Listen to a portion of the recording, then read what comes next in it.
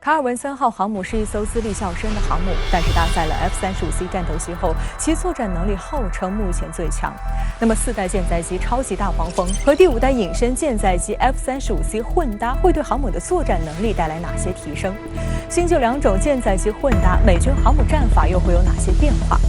首先从外形上来看，与同样能够上舰的短距起飞垂直降落型 F-35B 相比 ，F-35C 安装了更大的机翼，足足比 F-35B 大了30%，可以满足低速着舰要求，同时也具有更大的航程。在武器系统方面 ，F-35C 的载弹量也比 F-35B 大1吨多，总载弹量为6到7吨。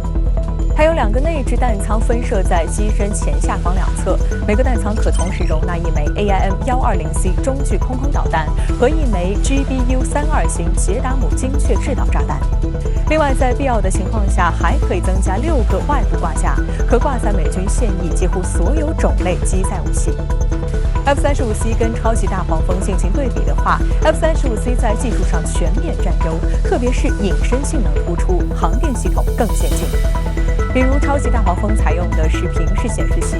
而 F-35C 飞行员用的是一套量身定做的 HMDS 头盔显示系统。这一系统具备360度综合态势感知能力，飞行员可以及时全面地了解空中态势，减少观察机内显示器的次数，能更专注于空战。飞行员只要看到远处的另一架飞机，就会在面罩上显示出这架飞机的位置、身份认证等信息，并通过头盔显示选择适合的武器进行攻击。因此，自 F-35C 问世以来，美国国防部就决心将其打造为航母的核心战力。不过 ，F-35C 的产能有限，上舰磨合也时不时出现小问题。在未来的一段时期 ，F-35C 主要还是与超级大黄蜂进行混搭。根据美国2020财年国防授权法案透露的信息，美航母舰载机组合将更改为2+2+2+4机制，也就是20%的 F-35C、20%的超级大黄蜂、20%的无人机以及40%的支援保障飞机。可以推测 F-35C 和超级大黄蜂有以下几种战术。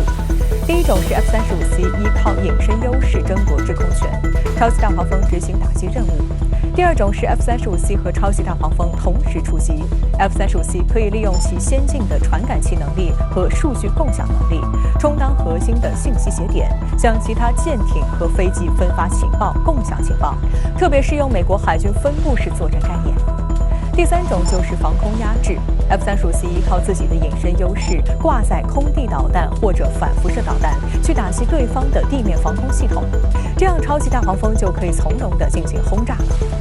不过，这些战术并非无懈可击，因为 F-35C 在隐身状态下不能携带 AIM-9X 近距格斗导弹，也没有固定安装的机炮，空战完全是靠内置的 AIM-120C 中距空导弹。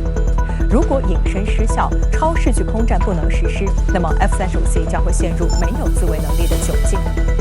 此外 ，F-35C 的最大速度只有1.6马赫，不适合执行紧急拦截任务。